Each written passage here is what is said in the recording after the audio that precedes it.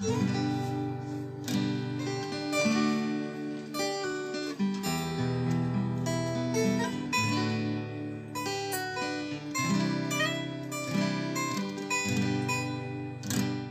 el Evangelio de Lucas, capítulo 14, versículo 15 al 24, dice la parábola de la gran cena.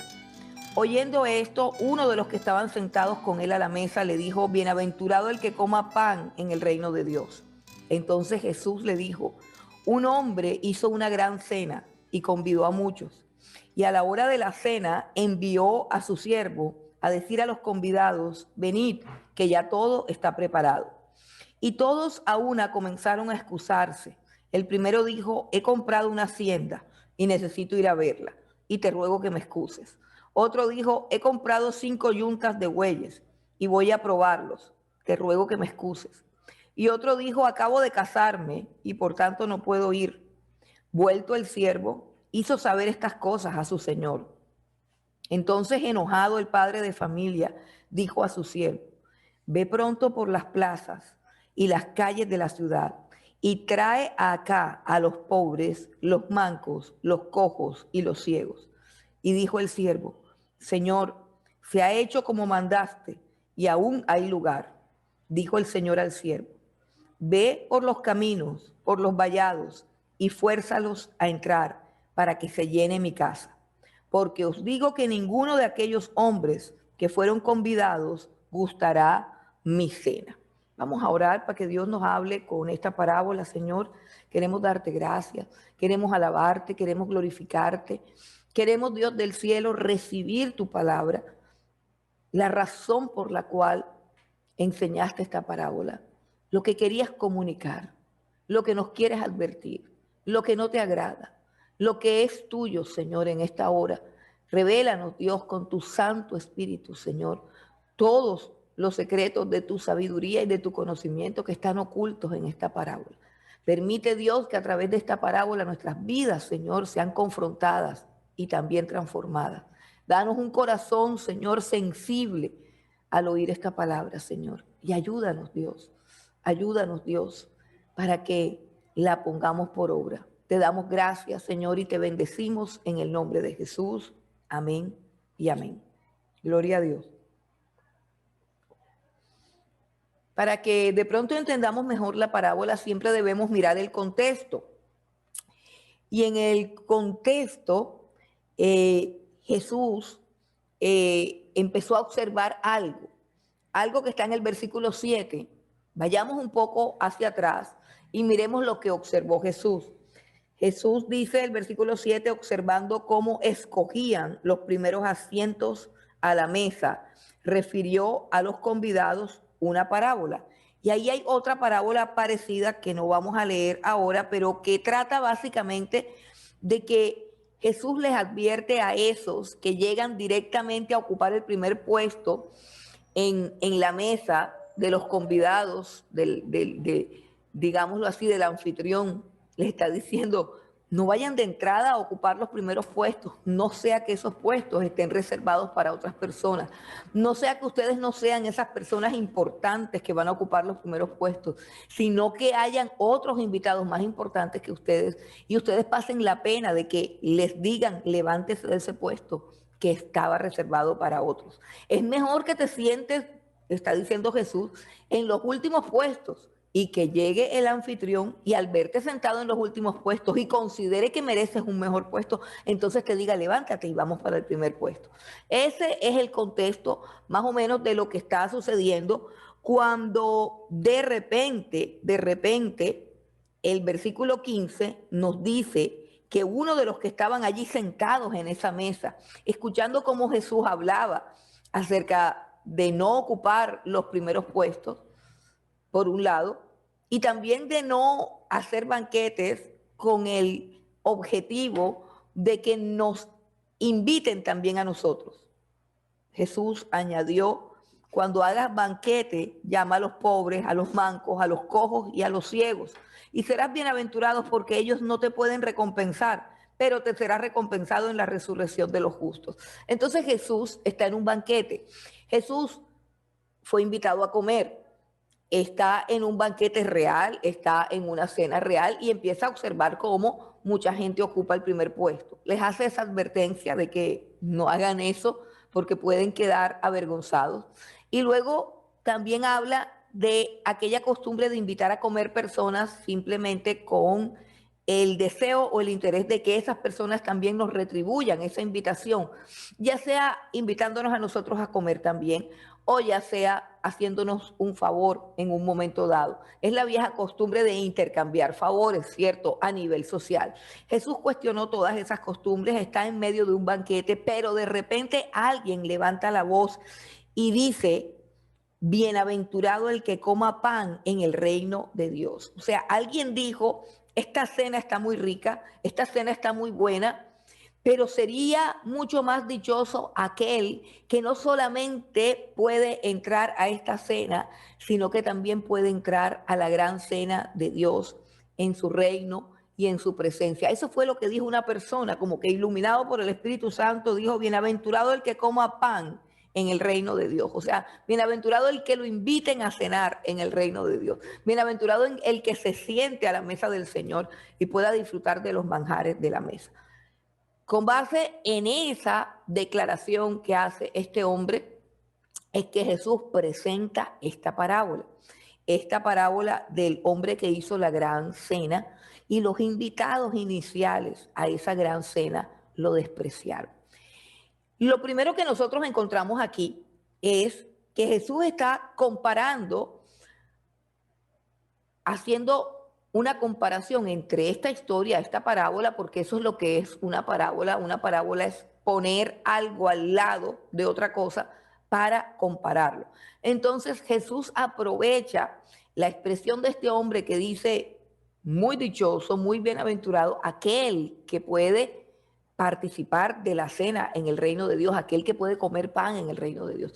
Jesús toma eso y comienza con esta parábola. O sea que esta parábola alude a la cena en el reino de Dios, porque lo dijo un hombre que estaba ahí. Entonces Jesús, a través de esta parábola, va a explicar algunos principios que tienen que ver con esa bienaventuranza de comer pan en el reino de Dios. Entonces, esta parábola se refiere a eso, al comer pan en el reino de Dios. Y la primera cosa que nosotros vemos en esta parábola es la naturaleza del reino que Cristo nos está ofreciendo, la naturaleza del reino al que nosotros hemos sido invitados por Dios.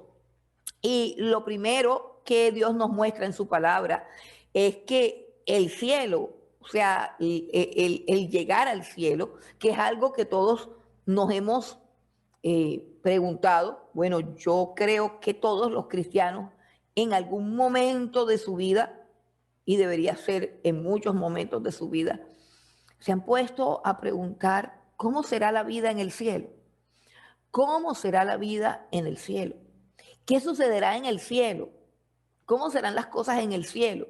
Sabemos cómo es la entrada en el cielo. Dios nos ha revelado claramente que es a través del sacrificio de su Hijo Jesucristo, del arrepentimiento genuino de sus pecados, que Él es el camino, la verdad y la vida, que nadie va al Padre sino a Él. O sea, sabemos, ¿cierto? Pero nosotros no sabemos cómo se sentirá uno entrando al cielo, cómo es el cielo, cómo se experimentará el cielo. Y algunas personas tienen un concepto del cielo totalmente erróneo, totalmente equivocado, porque son personas que no saben adorar a Dios y son personas que no han descubierto el gozo de su presencia. Entonces algunas personas, cuando les hablan del cielo, quizás piensan que el ir al cielo es como ir a un culto largo y tedioso que nunca se termina. Y de pronto esa es la percepción que ellos tienen de los momentos en que nosotros nos acercamos por un momento a ese cielo, y son los momentos en que nos reunimos en torno a su presencia, en torno a su palabra. Yo pienso que cada vez que nos reunimos, como por ejemplo en esta reunión, como por ejemplo en la reunión del domingo, pero cada vez que nos reunimos para responder, sobre todo en la reunión del domingo, que el Señor Jesucristo estableció un día a la semana para ir a adorar, cuando nosotros hemos apartado ese día y nos hemos preparado para ese día, yo creo que ese día es un acercamiento al cielo. Yo creo que ese día es como un probar de algo que no tenemos en su totalidad ahora, que no podemos experimentar en nuestra carne todavía, pero que de alguna manera se experimenta algo. Eso es lo que yo personalmente creo. Y creo también y siempre he creído que cada invitación que Dios nos hace a estudiar su palabra, a adorarlo, a congregarnos, a buscar su rostro, yo creo que cada invitación es una invitación a un banquete, es una invitación a una cena. Así lo percibo yo. Desafortunadamente hay gente que no lo perciben así, que lo perciben como algo tedioso o aburrido, pero realmente no sabemos cómo es, pero nos imaginamos cómo es. De hecho, yo quería comentarles que cuando mi esposo murió, esa pregunta y esa inquietud acerca de cómo sería el cielo era muy permanente en mi vida y en mi corazón. Yo pensaba todo el día en qué estaría experimentando él, de cómo se sentiría, de cómo es esa partida, esa ruptura de aquí, de la tierra, y que uno ingrese en ese reino que según lo que la escritura dice, es un reino de luz y de gozo, es básicamente un reino de luz, de gozo, de pureza, de santidad, un reino de paz. Y yo decía, ¿cómo será eso? Y yo recuerdo que le preguntaba al Señor y yo le decía, yo quisiera tener un vislumbre, quisiera tener como una idea un poco más clara de cómo es el cielo. Y yo recuerdo que en ese momento, en uno de esos momentos, porque eso era continuo, era todos los días, pero hubo un día en que me trajeron una película para que la viera. Y de manera personal, yo he creído que esa fue una respuesta que Dios me dio, porque yo tenía mucha inquietud con el cielo y leía mucho acerca del cielo, pero yo quería como tener algo más, como que Dios me diera un sueño, como que pasara algo y que yo tuviera como un acercamiento. Y recuerdo que en ese tiempo en que yo tenía esa inquietud, trajeron a mis manos una película que se llama 90 minutos en el cielo. Y a mí me pareció que era una respuesta de Dios porque mi oración tenía que ver con eso, mi inquietud tenía que ver con eso. Y la película se llama 90 minutos en el cielo. Cuando yo la miré, inicialmente pensé que era una película de ciencia ficción, que era una película mm, de imaginaciones, de locura, de pronto de ese tipo de personas que profetizan cosas raras, que nada tienen que ver con las escrituras. Pero la sorpresa es que cuando pusimos la película nos dimos cuenta que era el testimonio de un pastor, y no precisamente un pastor eh, pentecostal, que son los más emocionalistas y de pronto desapegados a la palabra de Dios, sino que me gustó y me impactó porque era un pastor bautista, o sea, como si Dios supiera que yo dudaba mucho de algunos pastores pentecostales que son muy ligeros a la hora de hablar del cielo. Pero este era un pastor bautista que tuvo un accidente y fue dado por muerto y duró en estado de muerto, o sea, muerto, 90 minutos. Y de ahí es donde viene el libro, porque él dice que fue al cielo y relata muchísimas cosas, tanto en la película. Me gustó y me impactó tanto la película que luego compré el libro y luego me leí el libro y me gustó porque nada de lo que hay en el libro contradice lo que hay en la palabra de Dios. Y porque me fue dado en una coyuntura donde tenía mucho interés por eso. De hecho, les puedo recomendar el libro.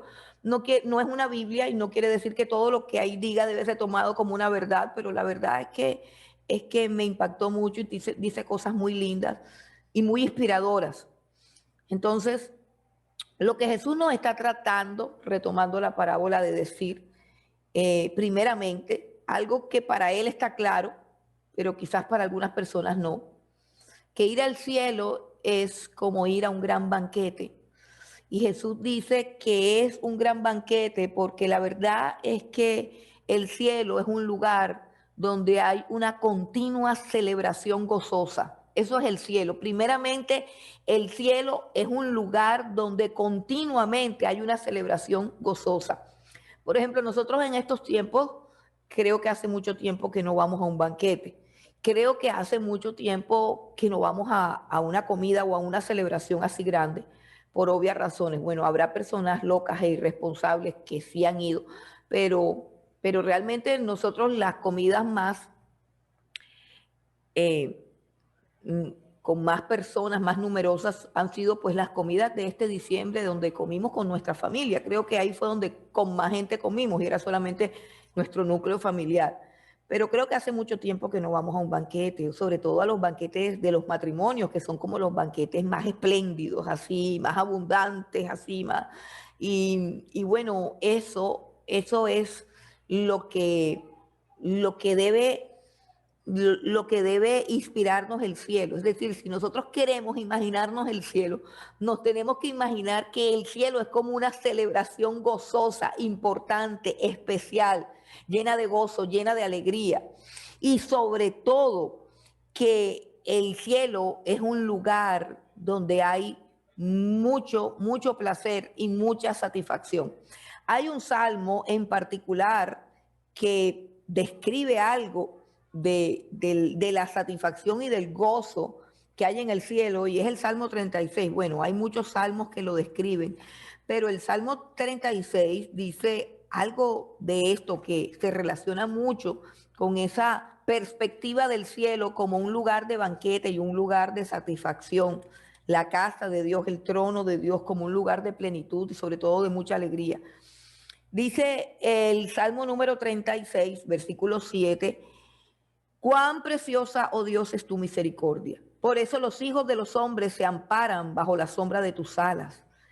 Serán completamente saciados de la grosura de tu casa, y tú los abrevarás del torrente de tus delicias, porque contigo está el manantial de la vida, en tu luz veremos la luz. Yo creo que eso describe el cielo, porque es que eso describe el trono de Dios, eso describe la presencia de Dios. Y el cielo es realmente cielo no porque esté allá arriba, el cielo es porque Dios habita allí en medio del cielo, está su trono, y eso es lo que hace que el cielo sea un lugar de luz, un lugar de extrema alegría, un lugar de completa satisfacción. Dice, tú los abrevarás del torrente de tus delicias. Miren la frase y las palabras que utiliza el rey David, que es un adorador.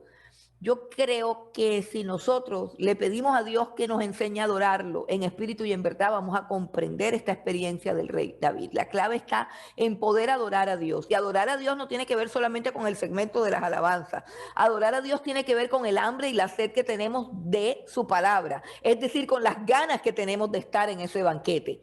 Con lo que disfrutamos, apreciamos y atesoramos ese banquete. Porque si bien Jesucristo se está refiriendo es al banquete que tendremos allá en su presencia, cuando estemos en la presencia de Dios, repito, nosotros tenemos unas aproximaciones, tenemos unas degustaciones, tenemos unas sombras aquí de ese gran banquete. Cada vez que nos reunimos, cada vez que adoramos, cada vez que oramos, cada vez que buscamos su rostro, cada vez que abrimos la Biblia, cada vez que leemos su palabra, nos aproximamos un poquito a un pedazo de cielo. Y pienso que en esa perspectiva, esta parábola puede y debe hablar a nuestras vidas. Entonces vemos que el cielo es un lugar de gozo, es un lugar de satisfacción, es un lugar de celebración. Y lo segundo es que el cielo es un gran privilegio. Es decir, que ser invitado a ese banquete es un inmenso privilegio. Como dijo el Señor, que dio pie a la parábola, bienaventurado aquel que coma pan en el reino. Es decir, es un privilegio, es un honor haber sido invitados a este gran banquete, el banquete de Dios, el banquete de su presencia, el banquete de su palabra, el banquete de la salvación, el banquete del conocimiento de su gracia, de su sabiduría, de su gloria. Entonces es un privilegio estar allí. Pero lo segundo que nos muestra esta parábola es el rechazo de la invitación por todos los invitados. Repito, esta invitación fue rechazada por todos los invitados. La invitación que hace Dios al cielo es rechazada por todos los invitados. Un hombre que escribió un libro de parábolas, no recuerdo en este momento el nombre, pero es un libro sobre las parábolas, Antonio Cruz se llama él, llamó a esta parábola o tituló a esta parábola El banquete de los desprecios. La segunda cosa que muestra Dios acerca del reino de los cielos o acerca de este gran banquete que tipifica el reino de los cielos es que todos los invitados despreciaron esta invitación y la tuvieron en poco, la despreciaron y la rechazaron. ¿Y cómo la despreciaron y la rechazaron? Y vamos a ver aquí que la desprecian y la rechazan por medio de las excusas. Excusas, excusas y más excusas. El problema del ser humano para acercarse a Dios no es el pecado, porque de ese problema se encargó el Señor Jesucristo. Del pecado se encargó Cristo en la cruz del Calvario. De nuestras fallas, de nuestros errores, de nuestras iniquidades, se encargó Dios al enviar a su Hijo Jesucristo y derramar su sangre para limpiarnos. Lo que nos impide acercarnos a Dios no siempre es el pecado, ni es el pecado el obstáculo más grande. El obstáculo más grande para acercarnos a Dios son las excusas. La perdición del ser humano no es a causa del pecado, sino a causa de las excusas. El problema de estos invitados no era su pecado, sino sus excusas. Y podemos decir que el pecado de ellos es despreciar a Dios y ponerlo de último lugar. Vamos a mirar las tres excusas que hay aquí. La primera excusa dijo, uno, he comprado una hacienda. En el versículo 18, el primero dijo, he comprado una hacienda y necesito ir a verla. Te ruego que me excuses. Una hacienda, compró una finca. ¿Cuándo son las cenas? ¿Qué días y a qué hora hacen las cenas y las invitaciones? Por lo general son o los viernes en la noche, o los sábados en la noche, o quizás el domingo en la tarde, en la noche. Las cenas son de noche. ¿Quién se va para la finca de noche? Nadie. Solamente es una excusa. ¿Cuántas veces no hemos dado unas excusas tan tontas? Yo no sé ustedes, pero en el tiempo que tengo de estar en el ministerio, he escuchado tantas excusas tontas. Mi abuelita se enfermó y tengo que ir a cuidarla. De las 24 horas que tiene el día y de los 7 días que hay en la semana, usted va a cuidar a su abuelita exactamente a la hora del servicio dominical. Otra excusa que recuerdo más o menos, ya veníamos para el culto, pero hubo una falla en la tubería y nos tocó llamar a un plomero y quedarnos esperando el plomero. Todo el tiempo que puede llamarse a un plomero tiene que ser a la hora del culto. No se podía cerrar la llave y decirle al plomero que viniera en la tarde. No, tiene que ser a la hora del culto. Y así nosotros estamos llenos de excusas. Y las excusas son siempre absurdas y son siempre tontas cuando se comparan de haber sido invitado a un banquete como el banquete al cual Dios nos invita. Vamos a mirar la segunda excusa.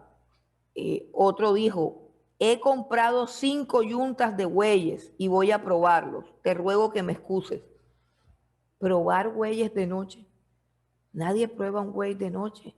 Eso es completamente absurdo y en esa época que no existía ni la electricidad, son solamente excusas. Excusas que no solamente son ridículas, sino que muestran que la persona tiene en poco esa invitación, que desprecia esa invitación.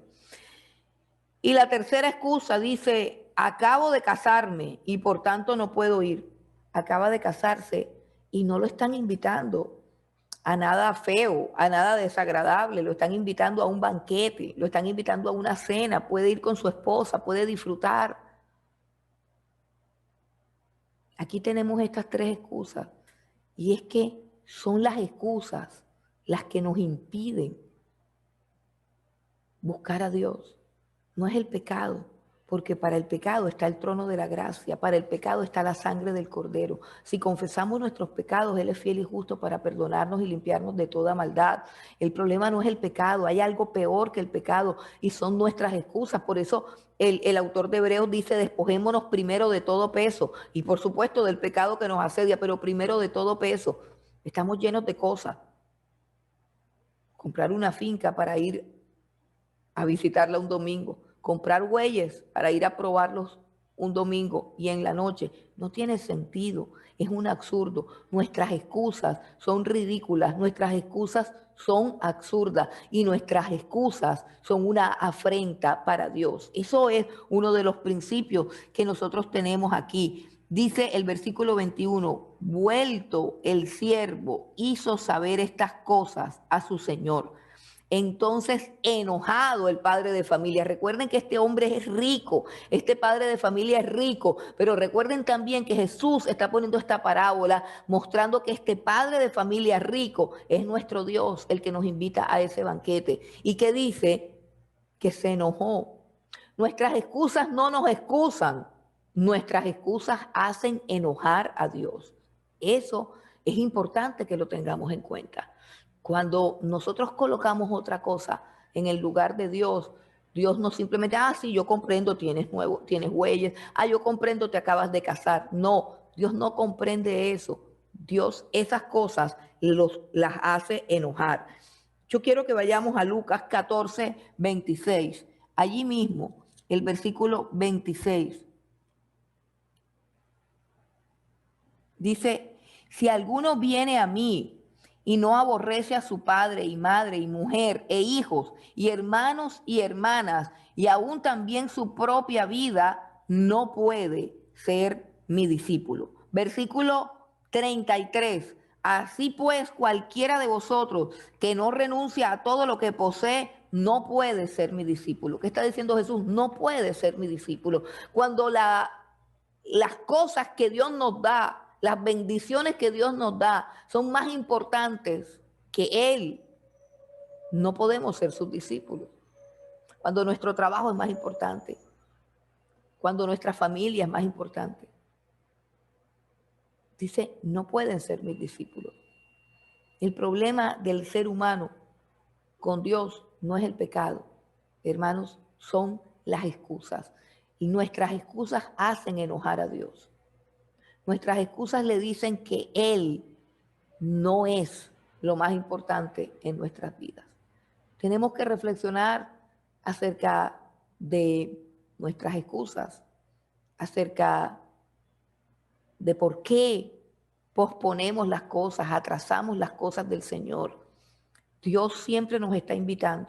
Hay una gran invitación que está aquí, una invitación al reino de los cielos.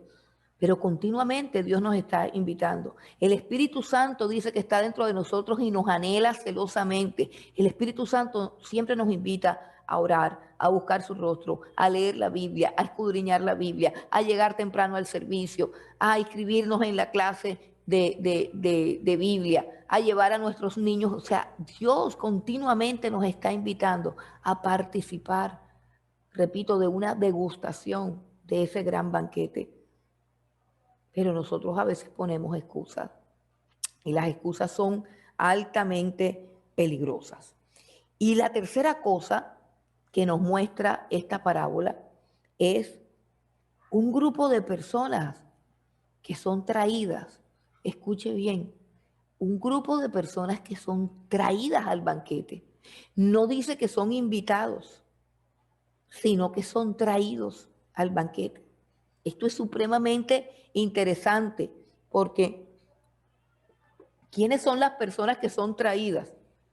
Cojos, ciegos, en otras traducciones dice lisiados. Los cojos no pueden venir caminando a un banquete, los ciegos tampoco, los lisiados tampoco. Dice que él le dijo a su siervo que fuera y trajera a los pobres, a los mancos, a los cojos, a los ciegos. No dice, ve y invítalos a ver si ellos quieren venir. Observe eso, que es bien interesante. Los primeros fueron invitados, gente importante, con güeyes, con fincas, con esposas. Estos son pobres. Hermanos, los pobres a veces ni se pueden casar porque no tienen plata ni para el matrimonio y se van a vivir juntos a veces. Y no por un problema moral, ni siquiera por una visión moderna de las relaciones, sino porque ellos simplemente agarran y se van a vivir juntos porque no hay manera de casarse. Pobres, mancos, lisiados, cojos, ciegos, gente incompetente, gente incapaz. Si los hubieran invitado, hubieran dicho que no. Si los hubieran invitado, no hubiesen podido venir. Ellos no fueron invitados, ellos fueron traídos. Lea bien lo que dice. Versículo 21, vuelto el siervo, hizo saber estas cosas a su señor. Entonces, enojado, el padre de familia dijo a su siervo, ve pronto por las plazas y las calles de la ciudad y trae acá a los pobres, los mancos, los cojos y los ciegos. Trae acá. O sea, este siervo iba por las calles, no tocó ninguna puerta, no tocó ninguna casa. Es los que estaban tirados ahí, los que estaban afuera. Dice, y tráelos acá. Y tráelos acá. No los invites, tráelos acá. Yo creo que los agarraron y le dijeron, vamos. Él tenía quizás medios de transporte, carruajes, formas de hacerlos subir a su carruaje y hacer que vinieran al banquete. Dice más todavía. Dijo el siervo, versículo 22, Señor, se ha hecho como mandaste y aún hay lugar. Dijo el Señor al siervo, ve por los caminos y por los vallados y fuérzalos a entrar para que se llene mi casa. Dice, fuérzalos a entrar. Y esta es la historia de la gracia divina. Esta es la historia de aquel principio que Jesús nos enseñó, que muchos son los llamados, pero pocos los escogidos. Dios, a través de su evangelio, llama a toda la humanidad, pero toma solamente a los escogidos. Y qué bonito saber que Dios nos ha escogido. Porque si Él no nos hubiera tomado, nosotros, escuche bien, tampoco hubiésemos venido. Si aquellos no vinieron por sus múltiples equivocaciones y nosotros somos los pobres, los cojos, los mancos y los ciegos, no hubiésemos venido por nuestra ceguera, no hubiésemos venido tampoco por nuestra cojera, no hubiésemos venido por nuestra pobreza. Nosotros vinimos porque Él nos trajo a su presencia. Nosotros vinimos porque Él nos forzó a entrar en su presencia. Dijo el Señor Jesucristo, enseñó en Juan 6, capítulo 44, un principio espiritual. Juan 6, versículo 44, dice, ninguno puede venir a mí si el Padre que me envió no lo trajere, y yo lo resucitaré en el día postrero.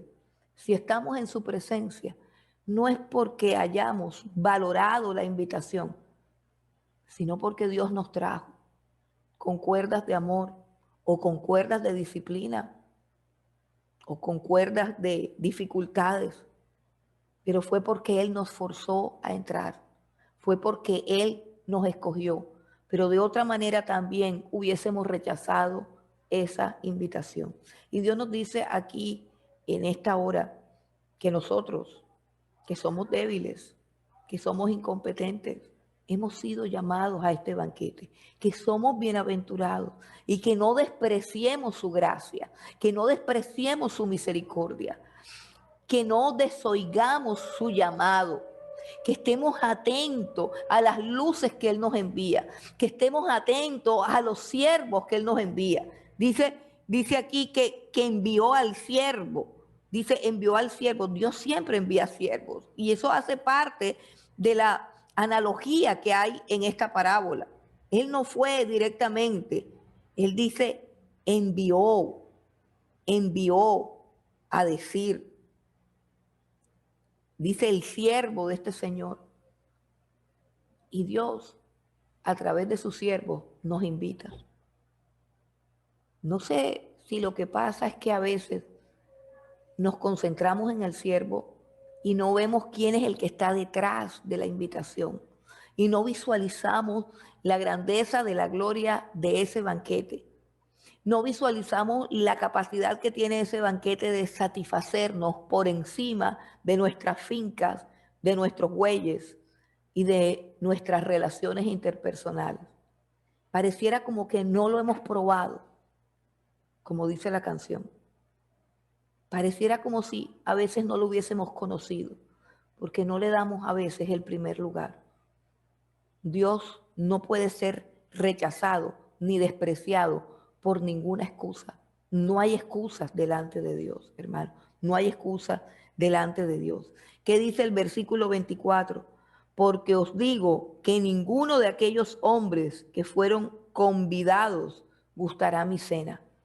Dios se enoja con aquellos que lo desprecian. Es un asunto que es totalmente diferente, totalmente diferente. Miren, finalizando el, el libro del Antiguo Testamento, en los últimos profetas del Antiguo Testamento, que se llaman profetas post-exílicos, esos tres profetas que hay ahí, Malaquías, Zacarías, Ageo, Malaquías, Zacarías, Ageo, Zacarías y Malaquías, estos tres profetas profetizaron al pueblo en el momento en que ya Dios había restaurado a Israel de la cautividad, ya Dios había dado el decreto a través de Ciro de que reconstruyeran los muros de Jerusalén y del templo, de que reanudaran la adoración, de que reanudaran los cultos. Dios había profetizado a través de estos siervos, Ageo, Zacarías y Malaquías. Pero el pueblo de Israel continuaba poniendo su casa, sus asuntos personales en primer lugar. Y usted puede mirar, por ejemplo, si tomamos, por ejemplo, al profeta Ageo, hay algo en el profeta Ageo que tiene que ver con eso. ¿Por qué? Porque ya era tiempo de adorar a Dios, ya era tiempo de edificar el templo, ya era tiempo de darle a Dios lo que era de Dios, habían permanecido en cautiverio, pero ellos al salir del cautiverio se preocuparon fue de construir sus propias casas. Y yo quiero que de repente miremos aquí el sentimiento, el enojo y la indignación en el corazón de Dios. Dice Ageo capítulo 1, versículo 2. Así ha hablado Jehová de los ejércitos diciendo, este pueblo dice, no ha llegado aún el tiempo de que la casa de Jehová sea reedificada. Entonces vino palabra de Jehová por medio del profeta Ageo diciendo, es para vosotros tiempo, para vosotros, de habitar en vuestras casas artesonadas, y esta casa está desierta, se refiere a su templo, a su casa. Pues así ha dicho Jehová de los ejércitos, mediten bien sobre vuestros caminos, sembráis mucho y recogéis poco. En otras palabras, trabajan duro, pero no les alcanza el sueldo. Dice, coméis y no os saciáis, disfrutas, ves televisión, pero nunca estás contento. Coméis y no os saciáis, bebéis y no quedáis satisfechos, os vestís y no os calentáis. Y el que trabaja jornal, recibe su jornal en saco roto. O sea, por mucho que se esforzaban, por mucho que anhelaban una vida de plenitud y de prosperidad, esa prosperidad no llegaba. ¿Por qué? Aquí está la respuesta. Así ha dicho Jehová de los ejércitos: meditad sobre vuestros caminos, subid al monte y traed madera y reedificad la casa, y pondré en ella mi voluntad y seré glorificado, ha dicho Jehová. Buscáis mucho y halláis poco, y encerráis en casa, y yo los disiparé como un soplo. ¿Por qué? Dice Jehová de los ejércitos: por cuanto mi casa está desierta y cada uno de vosotros corre a su propia casa. Por eso se detuvo de los cielos sobre vosotros la lluvia, y la tierra detuvo sus frutos. Y llamé la sequía sobre esta tierra y sobre los montes, sobre el trigo, sobre el vino, sobre el aceite, sobre toda la tierra, sobre todo lo que produce la tierra, sobre los hombres y sobre las bestias y sobre todo trabajo de manos. Dios se está quejando. ¿Se está quejando de qué?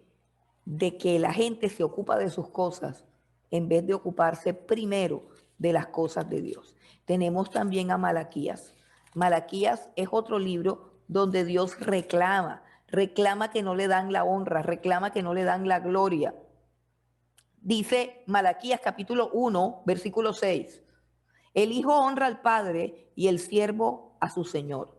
Si pues soy yo padre, ¿dónde está mi honra? Y si soy señor, ¿dónde está mi temor? Dice Jehová de los ejércitos. A vosotros, oh sacerdotes, que menospreciáis mi nombre y decís: ¿en qué hemos menospreciado tu nombre? En que ofrecéis sobre mi altar pan inmundo. Y dijiste: ¿en qué te hemos deshonrado? En que pensáis que la mesa de Jehová es despreciable.